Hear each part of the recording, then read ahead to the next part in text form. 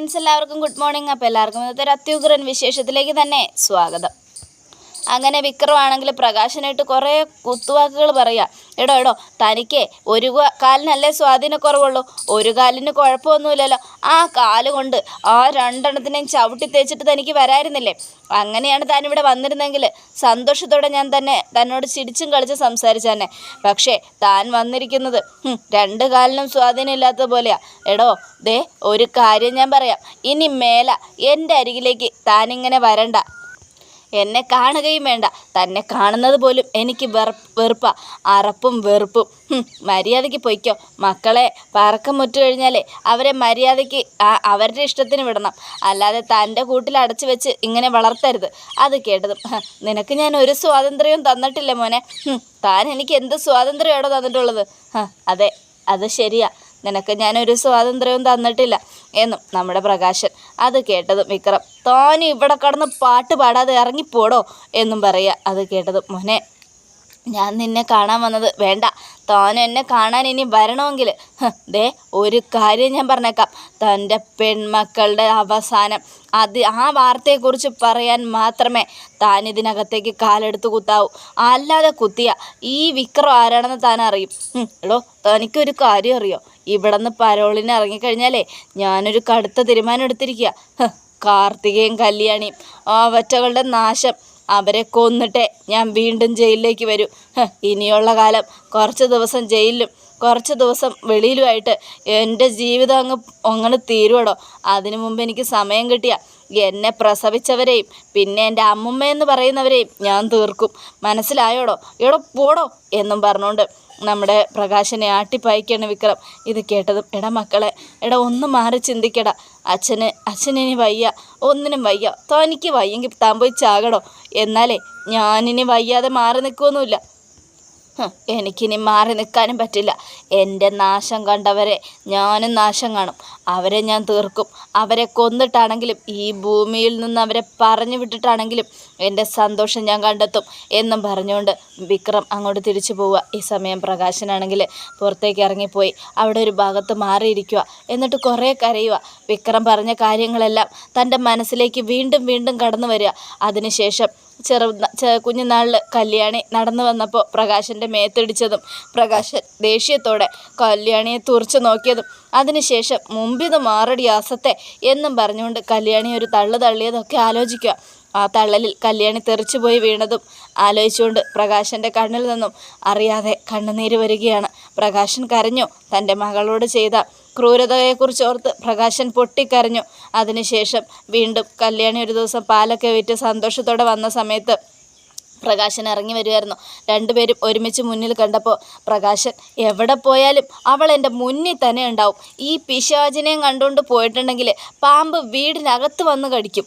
അതുകൊണ്ട് എൻ്റെ മുന്നിൽ കണ്ടുപോരുത് നിൻ്റെ മേല, മര്യാദയ്ക്ക് പോടി എന്നും പറഞ്ഞുകൊണ്ട് കല്യാണി ആട്ടിപ്പായിച്ചതും കല്യാണി അതൊക്കെ കണ്ട് ഒരുപാട് കരഞ്ഞതും അച്ഛൻ്റെ സ്നേഹത്തിനായി ഒരുപാട് ആഗ്രഹിച്ചതൊക്കെ നമ്മുടെ പ്രകാശൻ ഇങ്ങനെ ആലോചിക്കുകയാണ്. തെറ്റായിപ്പോയി, ഞാൻ ചെയ്തത് വലിയ തെറ്റായിപ്പോയി. ആൺമക്കളെ സ്നേഹിച്ചു, പെൺമക്കളെ തള്ളിപ്പറഞ്ഞു. സത്യം പറഞ്ഞ പെൺമക്കളായിരുന്നു ശരി. ഞാൻ ചെയ്ത തെറ്റിന് എനിക്ക് ദൈവം തരുന്ന ശിക്ഷ ഇതൊന്നും ആയിരിക്കരുത്, ഇതിനേക്കാളും മുകളിലായിരിക്കണം. ഞാൻ ചെയ്ത തെറ്റിനൊക്കെ എനിക്ക് പ്രായശ്ചിത്തം ചെയ്യണം എന്നും പറഞ്ഞുകൊണ്ട് പ്രകാശൻ അമ്പലക്കുളത്തിൽ പോയി മുങ്ങി കുളിച്ചതിന് ശേഷം പ്രകാശൻ അവിടെ നിന്ന് എഴുന്നേറ്റു. എന്നിട്ട് പതുക്കെ പോയി ശയന പ്രദക്ഷിണം നടത്തി.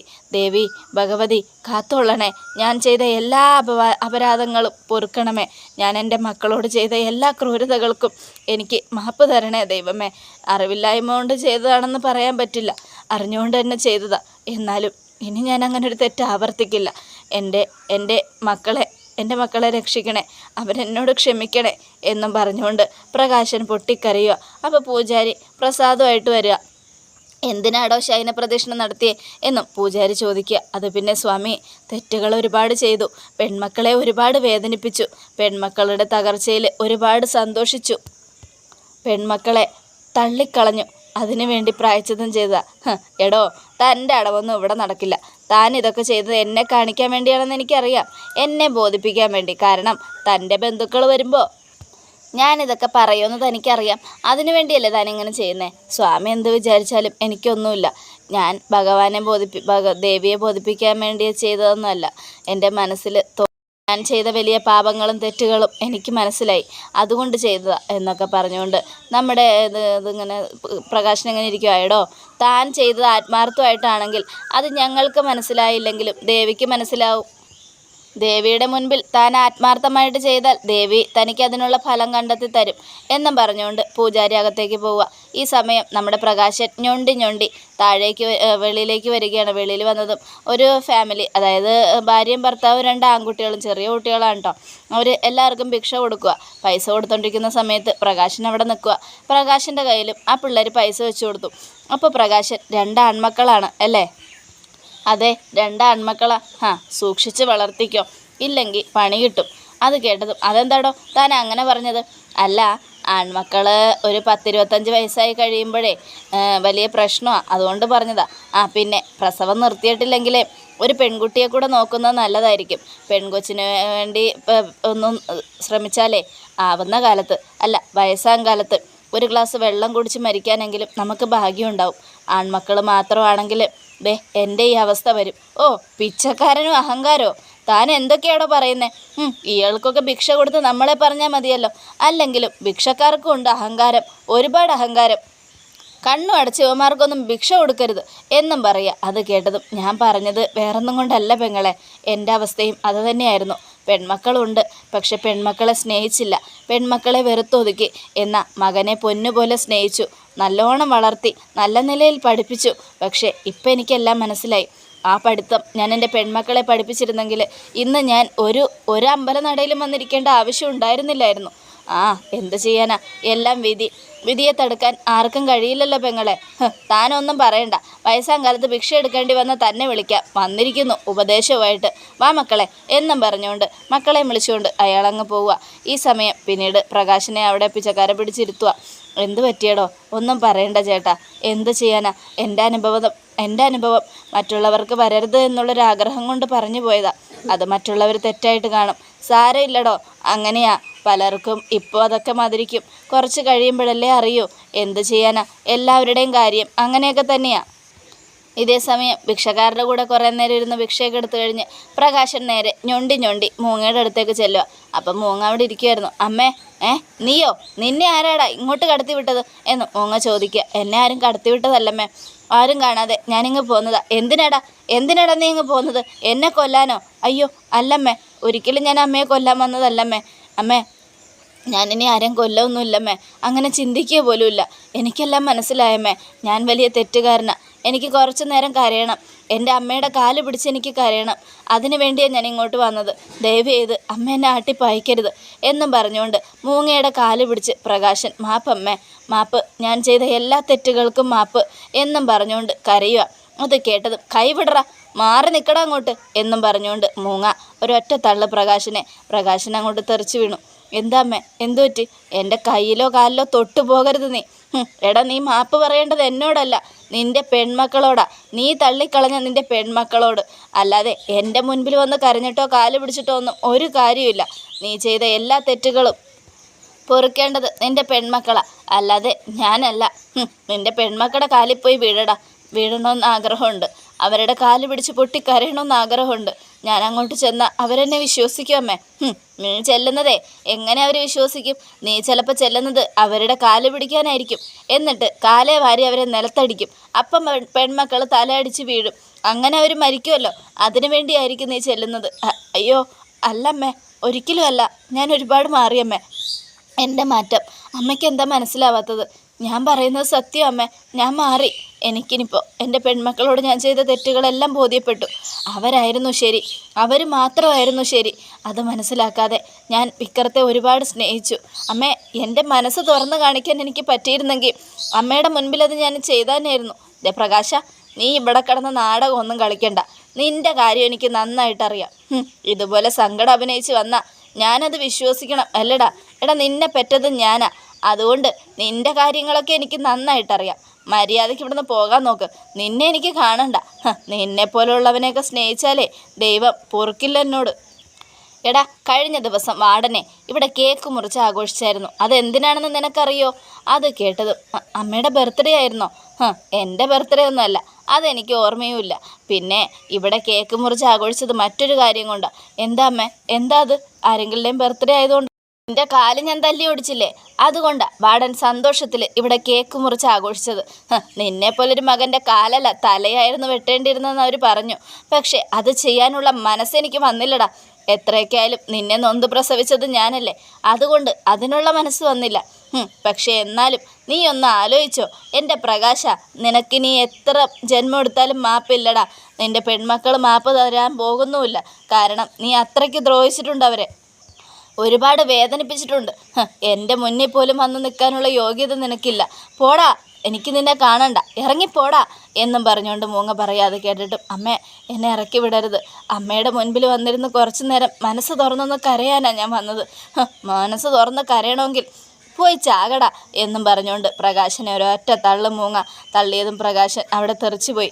ഈ സമയം പ്രകാശൻ അവിടെ നിന്നും പതുക്കെ എഴുന്നേറ്റ് അമ്മേ പോകാനല്ലേ പറഞ്ഞത് എന്നും പറഞ്ഞുകൊണ്ട് പുറത്തേക്ക് തള്ളിവിട്ടു. പ്രകാശൻ പതുക്കെ ഞൊണ്ടി അവിടെ നിന്നും പോയി. ഈ സമയം മൂങ്ങയും പൊട്ടിക്കരയുക. മനസ്സുണ്ടായിട്ടല്ല ഭഗവാനെ, എന്ത് ചെയ്യാനാ? എൻ്റെ മോനൊരു ലോക ക്രിമിനലായിപ്പോയി. അവനെ ഞാനാ പറഞ്ഞങ്ങനെ വളർത്തിയത്. പക്ഷെ എന്തൊക്കെയായാലും അവനിപ്പോൾ കല്യാണിയോടും കാർത്തികയോടും ചെയ്തതൊന്നും എനിക്ക് ക്ഷമിക്കാനോ പൊറുക്കാനോ കഴിയില്ല. അവൻ നല്ലവനായി അവൻ്റെ മക്കളെ സ്നേഹിച്ച് അവൻ്റെ മക്കൾ അവനെ മനസ്സിലാക്കിയ ഞാൻ അവനെ സ്നേഹിക്കാം. അതല്ലാതെ എനിക്ക് അവനോട് ഒരു കാരുണ്യവും തോന്നില്ല എന്നും പറഞ്ഞുകൊണ്ട് മൂങ്ങ കണ്ണുനീര് തുടയ്ക്കുകയാണ്. ഈ സമയം പിന്നീട് കാണിക്കുന്ന ബാലണ്ണനെയാണ്. ബാലണ്ണനും വർക്ക്ഷോപ്പിൽ ഓരോരോ മെക്കാനിക്ക് പണി ചെയ്തുകൊണ്ടിരിക്കുക. അപ്പോഴേക്കും പ്രകാശൻ ഞൊണ്ടി അങ്ങോട്ട് ചെന്നു. ബാലണ്ണ, ഇതാര്? പ്രകാശനോ? വാടാ ഒന്ന് പിടിക്കണ്ണ. അങ്ങനെ പ്രകാശനെ പിടിച്ച് കടയിലേക്ക് കയറ്റിയിരുത്തുക നമ്മുടെ ബാലണ്ണൻ. എന്തൊക്കെയുണ്ടാ പ്രകാശ വിശേഷം? എടാ നിനക്ക് ഈ വർക്ക്ഷോപ്പ് വേണോ? എന്താ ബാലണ്ണ, ഈ വർക്ക്ഷോപ്പ് അണ്ണ വിൽക്കാൻ പോവുകയാണോ? അതേടാ, ഇനി ഈ വർക്ക്ഷോപ്പിലെ ജോലി വേണ്ടാന്ന് വയ്ക്കാൻ പോവുക. എന്താന്ന് വെച്ചാലേ എനിക്കൊരു ജോലി കിട്ടിയടാ, ഡ്രൈവറായിട്ട്. 1-ാം തീയതി മുതൽ 30,000 രൂപയ്ക്ക് ഞാൻ ജോലിക്ക് കയറാൻ പോകുന്നത്. ആരുടെയാ ഡ്രൈവർ എന്നറിയാമോ? ആരുടെയാ? നിൻ്റെ മകള് കാർത്തികയുടെ. അത് കേട്ടതും നമ്മുടെ പ്രകാശനൊന്ന് ചിരിക്കുക. നീ എന്താടാ ഞെട്ടാത്തത്? അതിൽ വലിയ അത്ഭുതമൊന്നുമില്ല ബാലണ്ണ, അവരൊക്കെ ഞാനാ ഒന്നും മനസ്സിലാക്കാതെ പോയത്. എല്ലാം മനസ്സിലാക്കിയിരുന്നെങ്കിൽ ഇന്നെനിക്കിങ്ങനെ ജീവിക്കേണ്ടി വരില്ലായിരുന്നു ബാലണ്ണ. എൻ്റെ പെൺമക്കളെയൊക്കെ സ്നേഹിച്ചാൽ മതിയായിരുന്നു. എടാ, പെണ്ണുങ്ങൾ വിചാരിച്ചാലേ ആണുങ്ങൾ ഉണ്ടാവുള്ളൂ എന്ന് നീ ഒന്ന് ചിന്തിച്ചിരുന്നെങ്കിൽ പ്രകാശ, ഇന്ന് നീ പെണ്ണുങ്ങളെ വെറുക്കില്ലായിരുന്നു. എന്തു ചെയ്യാനാ? മരിച്ച് പരലോകത്ത് പോയാലും ഇനി നരകത്തിൽ പോയാലും സ്വർഗത്തിലേക്കാണ് പോയാലും നീ അവിടെ പെണ്ണുങ്ങളെ കണ്ട് അവിടെയും വെറുത്തൊതുക്കുന്നവനാണെന്ന് എനിക്ക് നന്നായിട്ടറിയാം. എടാ, 10-25 കൊല്ലം നിൻ്റെ കൂടെ ഉണ്ടായവനാ ഞാൻ. അതുകൊണ്ട് നിൻ്റെ ഭാര്യമാരെക്കാളും എനിക്ക് നിന്നെ നല്ലോണം അറിയാം. നിൻ്റെ അമ്മ കഴിഞ്ഞാൽ നിന്നെ മനസ്സിലാക്കിയിട്ടുള്ളത് ഞാൻ മാത്രമാണ്. എടാ, നീ ഇത്രയും നാളും നിൻ്റെ മകനെ വളർത്തി വഷളാക്കി. ആൺമക്കളെ വളർത്തരുതെന്നും അവരെ സൂക്ഷിക്കണമെന്നും നീ പറയുന്നുണ്ടല്ലോ പ്രകാശ. ആൺമക്കളെ വളർത്തുന്നതുകൊണ്ട് ഒരു കുഴപ്പമില്ല. പക്ഷെ അവരെ വളർത്തുന്നത് നല്ല രീതിയിലായിരിക്കണം. അങ്ങനെയാണെങ്കിൽ എല്ലാം നമുക്ക് കിട്ടും. വയസ്സാം കാലത്ത് അഭയവും സന്തോഷവും ഒക്കെ കിട്ടും. പക്ഷേ അവരെ വളർത്തി വഷളാക്കിയാൽ ഈ വളർത്തുദോഷം ആപത്തിലേക്ക് ചെന്ന് ചാടുമെന്ന് പറഞ്ഞ് കേട്ടിട്ടില്ലേ? അതേ സംഭവിക്കൂ. എടാ, നിൻ്റെ പെൺമക്കളെ നീ വളർത്തിയിട്ടില്ല. നിൻ്റെ പെൺമക്കളെ വളർത്തിയത് നിൻ്റെ ഭാര്യ ദീപ. ആ ദീപയുടെ നല്ല ഗുണമൊക്കെ കല്യാണി മോൾക്ക് കിട്ടിയിട്ടുണ്ട്. അതൊന്നും മനസ്സിലാക്കാതെ പ്രകാശ, നീ ഇങ്ങനെ എല്ലാവരുടെയും മുൻപിൽ ഒരു കാര്യമില്ലടാ ഇങ്ങനെ തെണ്ടിയിട്ടൊന്നും. അത് കേട്ടതും നമ്മുടെ പ്രകാശൻ, ബാലണ്ണ, ഞാൻ പറയുന്നത് ആത്മാർത്ഥമായിട്ടാണ്. എനിക്ക് ആരോടും ദേഷ്യവും വാശിയും വൈരാഗ്യവും ഒന്നുമില്ല. എല്ലാവരോടും ഇപ്പോൾ ഇഷ്ടമാണ്. ഞാൻ ചെയ്ത തെറ്റുകളൊക്കെ പ്രായശ്ചിത്തം ചെയ്യാൻ നടക്കുവാണ് ഞാൻ. എൻ്റെ പെൺമക്കളെ ഒന്ന് കണ്ടിരുന്നെങ്കിൽ അവരുടെ കാലിൽ വീണ് മാപ്പ് പറയണമെന്ന് ആഗ്രഹമുണ്ട്. അവരെന്നെ സ്വീകരിച്ചാലും ഇല്ലെങ്കിലും അവരോട് ഞാൻ ചെയ്ത തെറ്റിനൊക്കെ അവരോട് എനിക്ക് മാപ്പ് പറയണം ബാലണ്ണ. അത്രയ്ക്ക് വേദനിപ്പിച്ചിട്ടുണ്ട് ഞാൻ അവരെ, ഒരുപാട് കരയിപ്പിച്ചിട്ടുണ്ട്. എല്ലാത്തിനും ഞാൻ അനുഭവിച്ചു കഴിഞ്ഞു. ഇനി എനിക്കൊന്നും അനുഭവിക്കാനില്ല ബാലണ്ണ. അതുകൊണ്ടാണ് ഞാൻ പറഞ്ഞത്, എൻ്റെ പെൺമക്കളോട് എനിക്കിപ്പോൾ സ്നേഹമാണ്. ഇത് നീ അങ്ങ് പള്ളിയിൽ പോയി പറ. നിന്നെ ഞാൻ വിശ്വസിക്കണമെങ്കിലേ ഞാൻ ഇനിയും 10 ജന്മം ജനിക്കണം. എടാ, എനിക്ക് 30,000 രൂപ ശമ്പളമുണ്ട്. ഈ വർക്ക്ഷോപ്പ് ഞാൻ വിൽക്കാൻ പോവുക എന്ന് കരുതി എനിക്ക് ശമ്പളം കിട്ടിക്കഴിയുമ്പോൾ എൻ്റെ കയ്യിൽ നിന്ന് വാങ്ങാൻ വേണ്ടി വന്നേക്കരുത്, മനസ്സിലായല്ലോ? ഇല്ല ബാലണ്ണ, ഭിക്ഷയെടുത്ത് കിട്ടുന്ന കാശാണെങ്കിലും അതിൽ നിന്നും കുറച്ച് കാശൊക്കെ എങ്ങനെയെങ്കിലും എൻ്റെ പെൺമക്കൾക്ക് മാറ്റിവെച്ച് അവർക്കിഷ്ടമുള്ള എന്തെങ്കിലും മേടിച്ചു കൊടുക്കണമെന്നുള്ള ആഗ്രഹം മാത്രമേ ഇപ്പോൾ ഉള്ളൂ. അതിന് ഭിക്ഷ എടുക്കേണ്ടി വന്നാലും ഞാൻ എടുക്കും ബാലണ്ണ എന്നും പറഞ്ഞുകൊണ്ട് പ്രകാശൻ, ഒന്ന് പോടാ, നിന്നെ ഒന്നും ഞാൻ മനസ്സിലാക്കില്ല. എനിക്ക് മനസ്സിലാവും നീ പറയുന്നത് പച്ച കള്ളമാണെന്ന്. ഞാൻ എത്ര പറഞ്ഞാലും നിങ്ങൾക്ക് വിശ്വാസമാവില്ല. എന്നാൽ ഞാൻ പോട്ടെ ബാലണ്ണ എന്നും പറഞ്ഞുകൊണ്ട് നമ്മുടെ പ്രകാശൻ അങ്ങോട്ട് പോവുക. ഈ സമയം ബാലണ്ണൽ ആലോചിക്കുക, ഇവൻ ശരിക്കും മാറിയോ ഇല്ലെങ്കിൽ അഭിനയിക്കുന്നതാണോ എന്നൊക്കെ. പക്ഷെ പ്രകാശൻ ചങ്ക് നേറിയാണ് പോകുന്നത്. കല്യാണിയോട് താൻ ചെയ്ത തെറ്റുകളെല്ലാം മനസ്സിലാക്കിക്കൊണ്ട് തൻ്റെ തെറ്റുകളെല്ലാം തിരുത്താൻ നമ്മുടെ പ്രകാശൻ ഒരുമ്പിട്ടിറങ്ങുകയാണ്. ഇനി എന്താ സംഭവിക്കുന്നതെന്ന് തീർച്ചയായിട്ടും കാത്തിരുന്ന് കാണാം. എല്ലാവർക്കും ഒരിക്കൽ കൂടെ നല്ലൊരു ശുഭദിനം തന്നെ.